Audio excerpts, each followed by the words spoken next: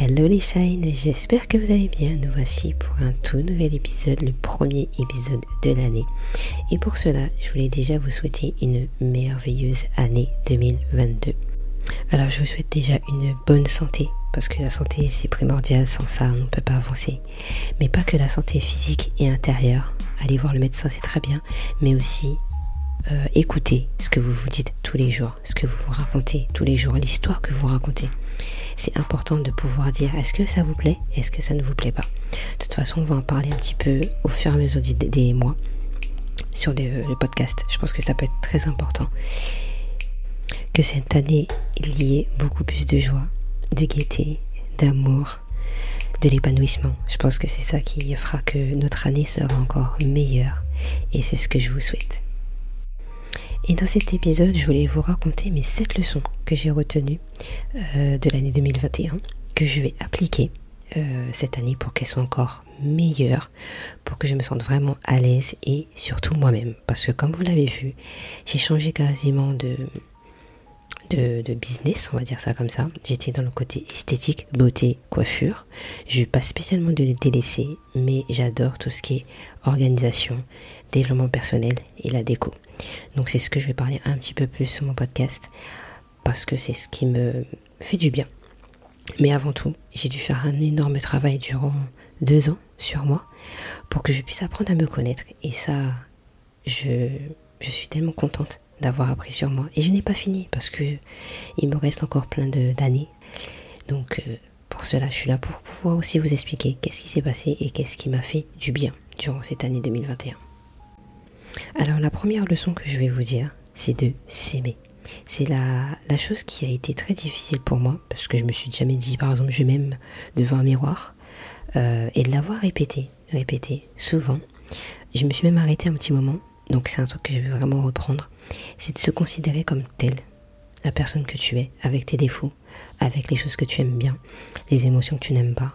Bref, c'est de se dire oui, c'est moi en fait. Je suis personne, je suis unique, je suis forte, je suis telle que je suis. Celles et ceux qui m'acceptent pas comme je suis, ben tant pis. Et de se dire ça, c'est de se dire waouh, en fait je suis quelqu'un. Peu importe, je suis petite sur terre, mais je suis quand même quelqu'un. Je suis pas là pour rien.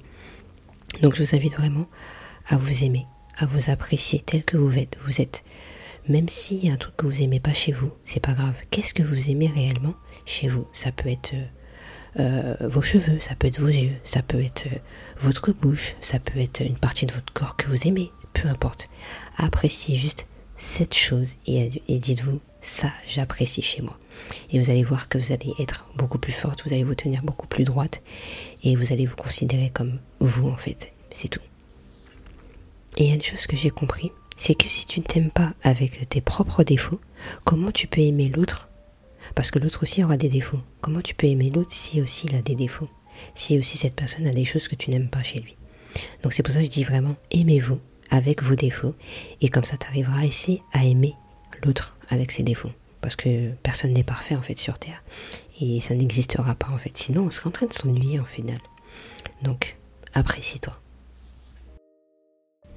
La deuxième leçon, ce sont les échecs. Les échecs, ça a été très mal pris, même quand j'étais petite. J'ai très mal pris mes échecs parce que je me suis dit, mais j'aurais pas dû faire ça, j'aurais préféré faire comme ci, parce que je voulais faire ça comme ci. Bref, on a l'impression que les échecs, c'est quelque chose qu'on ne doit pas avoir, que c'est impossible. Mais il faut se rappeler que la vie est faite d'échecs. Un rappel tout simple, quand un enfant veut apprendre à marcher, combien de fois il tombe? Est-ce que vous avez déjà calculé? Est-ce que vous vous êtes déjà renseigné? Ce qui paraît, un enfant tombe au moins 1000 fois avant de pouvoir marcher correctement. Donc déjà, on a eu déjà un échec de notre vie, c'est de tomber plusieurs fois. Mais au final, on s'est relevé. Aujourd'hui, on marche. Donc c'est pareil dans la vie. On va tomber, mais le but c'est de se relever. Parce que c'est une leçon qu'on va apprendre de ce qu'on a fait. Je ne sais pas, tu as fait des études, au final on te dit que tu redoubles. Là tu vas dire purée, je comprends pas pourquoi je redouble, c'est pas normal que je redouble. Mais en fait c'est juste parce que tu n'as pas compris un devoir, tu n'as pas compris une matière fondamentale. Le but c'est juste de dire ok, j'ai pas compris, je vais réapprendre et je serai même peut-être meilleur que les autres élèves, parce que les élèves qui vont arriver derrière, eux ils seront juste là pour apprendre ce eux, ils n'ont pas appris. Toi, tu auras déjà appris une partie. Toi, ça sera juste de la révision. Tu vois ce que je veux dire? Non, n'hésite pas à dire que ces échecs, il faut que tu en tires les bonnes choses. Qu'est-ce qui s'est passé? Qu'est-ce que tu as aimé? Qu'est-ce que tu as appris derrière ça? Et ce qui fera la différence, en fait, au lieu de rester sur le fait que non, ça n'a pas marché, je comprends pas, c'est mort, j'abandonne. Non, dis-toi, qu'est-ce qui s'est passé? Pourquoi ça ne s'est pas passé comme il fallait? Est-ce qu'il y a quelque chose qu'il faut corriger? Est-ce que tu pourras faire mieux demain? C'est cette phrase que je me dis tous les jours. Est-ce que je pourrais faire mieux demain? Parce qu'aujourd'hui, je n'ai pas fait ceci. Et il y a toujours une solution, il y a toujours une possibilité.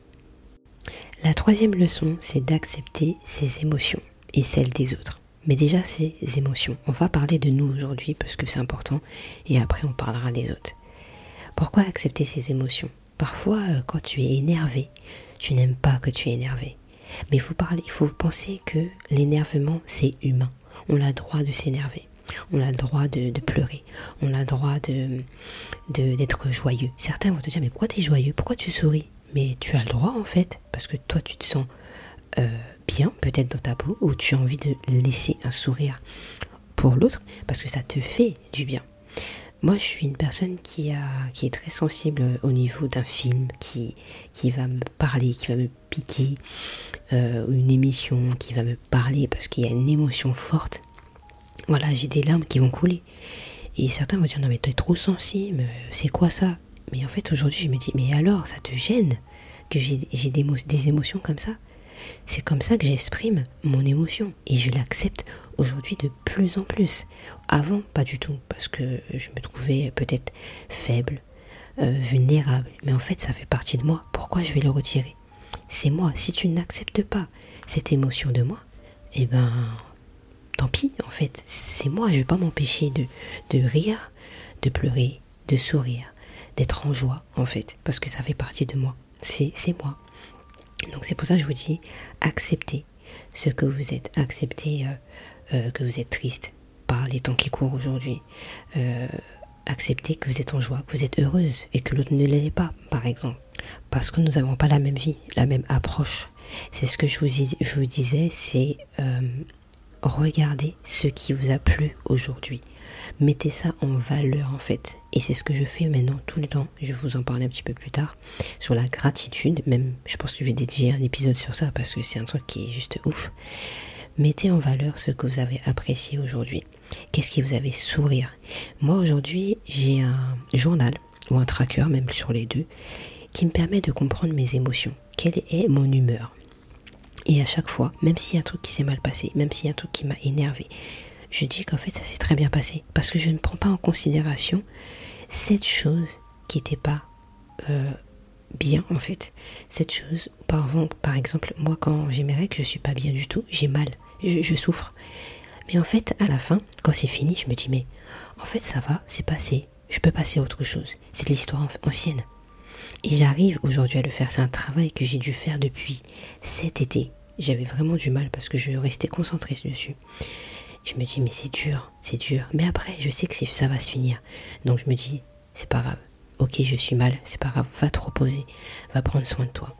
Et après, mon émotion, elle est bien. Et au final, je vais cocher 6. Parce qu'au final, malgré que j'ai eu mal au ventre, en fait, ma journée s'est quand même très bien passée. Parce que j'ai pu me reposer. Je me suis écoutée. À ce moment-là, je profite pour regarder Netflix ou jouer sur la Switch, peu importe, mais je me détends. Et c'est mon moment à moi, parce que mon corps aussi en a besoin. Donc c'est une émotion que j'avais du mal à accepter et qu'aujourd'hui j'accepte un petit peu plus. Et ça va évoluer avec le temps. Et pour cela, vous pouvez vous aussi faire l'exercice. Je vous ai préparé un petit PDF gratuit que vous pourrez recevoir dans votre boîte mail ce week-end pour que vous puissiez aussi regarder vos émotions. Regardez ce que vous allez faire dans la journée. Je vais tous vous expliquer dans ce mail, n'hésitez pas à le télécharger, à prendre en considération ce moment à vous en fait. Qu'est-ce que vous allez faire durant votre journée? Est-ce que cette journée vous plaira? Il y aura de la gratitude. Il y aura aussi, est-ce que je bois assez d'eau? Parce que c'est important de boire assez d'eau. Tout pour que vous puissiez passer une journée merveilleuse. N'hésitez pas à le télécharger. La quatrième leçon que je vais vous parler aujourd'hui, c'est la compassion. La compassion, c'est de se dire, ok, la quatrième leçon, c'est la bienveillance. C'est tellement important pour moi, je trouve. C'est déjà ne pas se juger. C'est de se dire, ok, j'ai pas fait ça aujourd'hui. Pourquoi? Qu'est-ce qui s'est passé? C'est pas de se dire, punaise, je suis nulle, je suis bête. Ce sont des mots qui vont vous rabaisser, qui ne vont pas vous emmener là où vous voulez aller en fait. C'est de se dire, ok, je l'ai pas fait, il faut que je comprenne pourquoi je l'ai pas fait, quel sentiment que j'ai eu, quel est le besoin que j'ai aussi, pour accomplir en fait ce que je vais faire durant la journée ou autre chose. En gros, la bienveillance, c'est d'accepter tel qu'on est, avec ses forces et ses faiblesses, comme je l'ai dit au départ. Ça va te permettre de dire, ok, quand tu as une faiblesse, c'est ok. Quand tu as une force, c'est ok. J'accepte tout ce qui vient de moi-même. C'est aussi s'observer, regarder qu'est-ce que je dis, comme je l'ai dit un peu avant, qui me juge, pourquoi, qu'est-ce qui se passe derrière en fait, et de se dire, ok, d'accord, j'ai compris, je dois régler ce problème, comment je pourrais le faire. Savoir un petit peu sa météo intérieure aussi. C'est important de dire, ok, est-ce que je réagis selon la météo de dehors ou selon ma météo à moi? Et de comprendre en fait ce qui se passe. C'est aussi prendre soin de soi, quitte à déplaire. Parce qu'on ne peut pas dire oui à tout le monde et on ne peut pas dire non à tout le monde. Il faut savoir couper la poire en deux. Parfois on hésite à dire non, or qu'on a une envie de dire non. Et c'est ça qui est important, de savoir se reconnaître ses propres besoins. Pas spécialement le besoin de l'autre, mais aussi ses besoins. C'est à partir de là qu'on pourra aider les autres. 5e leçon, c'est de garder l'énergie sur ce qui me fait du bien. Par exemple, je n'écoute plus les médias, parce que je sais qu'ils ne racontent pas des choses hyper joyeuses, en tout cas très très peu. Et moi ça me dérange, ça me fait pas du bien, ça me stresse, ça me met dans une angoisse pas possible, surtout maintenant, c'est encore pire en pire. Donc je ne regarde plus, mais je préfère regarder des choses qui me fassent rire, qui m'inspirent, qui me donnent de la joie. Et ça, c'est important.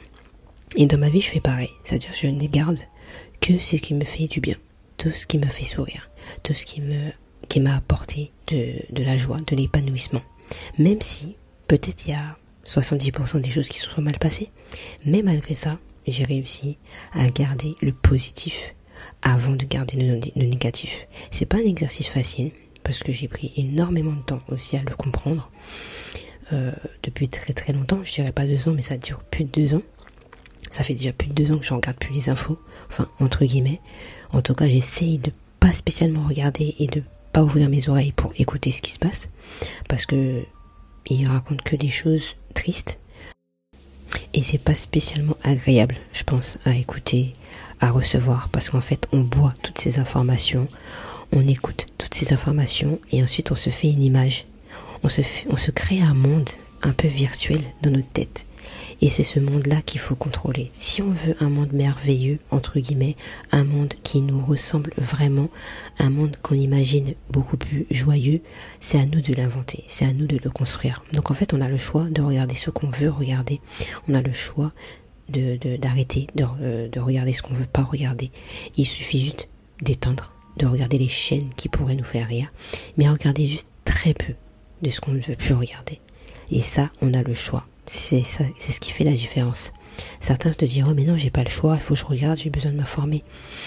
C'est toi qui le veux, en fait, c'est personne d'autre. Si t'as envie de l'allumer la télé, tu l'allumes, si t'as pas envie de l'allumer, tu l'allumes pas. Moi, spécialement, j'ai pas de télé dans ma chambre, j'ai juste un petit boîtier qui me permet de regarder la télé si je veux par la Wi-Fi. Et je regarde quand j'en ai envie. Je regarde vraiment quelques émissions, mais dès que j'entends information, la télé est déjà éteinte. J'ai pas spécialement envie d'écouter. Et j'ai envie de dire que le téléphone ou Internet me permet de savoir 2-3 informations si je le veux.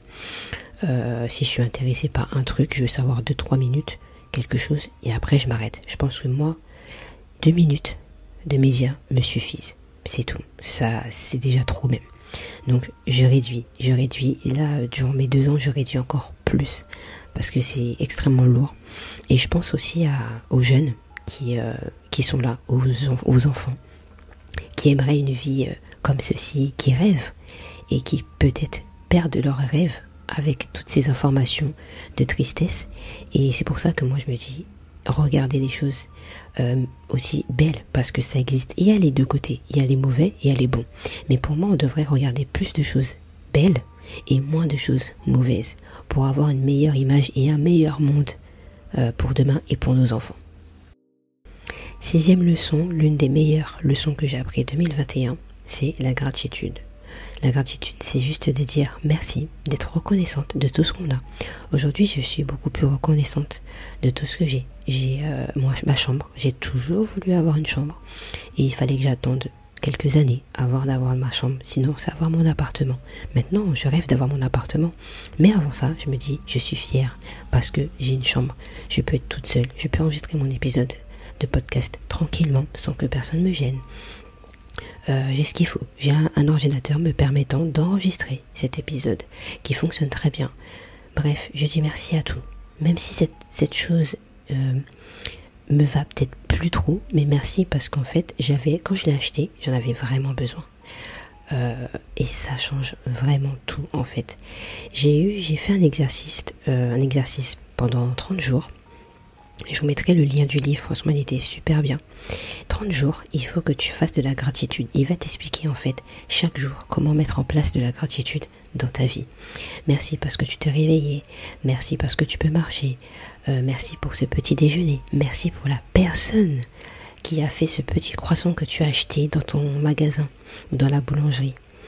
Merci pour les personnes qui te fournissent l'électricité, parce que sans électricité, j'aurais pas pu allumer mon ordinateur, j'aurais pas pu brancher tout ce que j'ai dans ma chambre. Et peu importe. Merci. Même merci à vous d'être là en train de m'écouter, écouter mon podcast, parce que si vous êtes là, c'est parce que ça vous plaît, et ça me fait extrêmement plaisir et j'en suis reconnaissante parce que ça fait plus d'1 an déjà que je suis sur le podcast et on est de plus en plus nombreux, on est plus de 4000 écoutes et j'étais absente pendant un moment, mais ça n'arrête pas de grimper, donc pour vous dire merci encore une fois. Donc n'hésitez pas à le dire, c'est un exercice qui peut être compliqué, mais à force, ça va venir tout seul. Aujourd'hui, je le dis beaucoup plus facilement. J'espère augmenter encore plus mes merci, mais ça fait du bien de dire merci. 7e leçon de cette année. C'est quelque chose qui est très compliqué pour vous et pour moi parce que il y a une partie de nous qui déteste montrer cette partie de nous. C'est notre faiblesse, notre vulnérabilité. Mais en fait, on a tous un côté de faiblesse. C'est pour ça que je vous ai dit juste un petit peu avant qu'il faut connaître vos faiblesses. Quand tu vas connaître tes faiblesses, la personne qui voudra t'attaquer sur ta faiblesse, tu vas lui dire « Ouais, je sais. Et alors, qu'est-ce que tu veux que je fasse ? Ça fait partie de moi, en fait. » Tu pourras te défendre. Lorsque tu caches ta faiblesse, tu pourras pas te défendre parce que tu la connais sans la connaître. Tu préfères la cacher. Peut-être en répondant mal ou en faisant quelque chose qui n'est pas approprié à toi-même. Et c'est quelque chose que je suis en train de développer. J'assume. Tout à l'heure, je disais que je suis une personne qui a des larmes sensibles, faciles plutôt. Donc au final, c'est automatique. J'aurai une petite larme parce que j'ai vu un petit film qui m'a touchée et tout et tout. Ça fait partie de moi. C'est quelque chose que je ne disais pas du tout avant. Je cachais parce que on m'a toujours dit arrête de pleurer, c'est pas bien, c'est pas beau, t'es pas belle. Bref, mais en fait, les larmes font partie de quelque chose. Ça fait partie de la vie aussi de pleurer. On pleure tous, on a toujours pleuré. On a pleuré quand on était enfant. Et c'est comme ça. Donc en fait, il ne faut pas cacher sa vulnérabilité. Il faut apprendre à accepter cette vulnérabilité, cette faiblesse qui est en nous, pour comprendre en fait aussi les autres qui sont faibles. C'est pas quelque chose de mauvais, au contraire, c'est quelque chose qui va vous apprendre sur vous et vous faire évoluer avec la vie. Donc franchement, prenez avec amour cette faiblesse et vous allez voir que vous êtes forte en fait malgré ça. Vous avez une part de faiblesse, mais vous avez une part aussi qui est très forte en vous. Et ça, les gens, ils aiment bien. Moi, j'écoute des personnes qui montrent un peu plus leur vulnérabilité, et j'apprécie en fait de voir qu'en fait, c'est normal. On est comme ça. C'est nous en fait, c'est humain même d'être vulnérable. Donc, je vous invite vraiment, si vous le souhaitez, à utiliser, 2-3 leçons que j'ai pu moi aussi apprendre. N'hésitez pas à me le dire en commentaire. Sur Apple Podcast et sur Spotify. Maintenant sur Spotify on peut noter, Mais avant tout, il faudra écouter les épisodes sur Spotify pour pouvoir ensuite me noter. Je trouve ça logique, hein, sinon tu notes 100% à savoir qu'est-ce que je parle, donc c'est pas spécialement intéressant. Donc n'hésite pas vraiment à me noter, ça me ferait extrêmement plaisir. À me parler aussi sur Instagram si tu as aimé cet épisode. Je sais, vous êtes beaucoup à me dire waouh, j'aime trop et tout tes épisodes. Et je suis encore reconnaissante, comme je t'ai dit, franchement ça me fait vraiment plaisir et tout que ça vous plaise. Et donc voilà, j'espère que en tout cas cet épisode t'a plu. N'hésite pas à télécharger le PDF que je te mettrai dans le lien de cette description de cet épisode pour que tu puisses toi aussi mettre en place une organisation bienveillante, alignée avec toi, pour que tu puisses voir en fait qu'est-ce que tu fais de ta journée. Et dedans il y aura la gratitude, donc tous les jours tu mettras un petit mot de gratitude, tu seras reconnaissante de quelque chose. Tu pourras mettre de l'amour. En plus, il est super beau. Franchement, il est mieux que celui que j'avais fait l'année dernière. Et tu me diras ce que tu en penses. Je te détaille tout. Comment pouvoir l'utiliser. Parce que tu pourras l'utiliser sur ton téléphone, sur ta tablette ou même ton ordinateur. Disponible partout. Ou tu pourras là aussi l'imprimer. Tu as multiples choix. Je te laisse ici et je te fais de gros bisous. Et passe une merveilleuse année. N'hésite pas à t'abonner.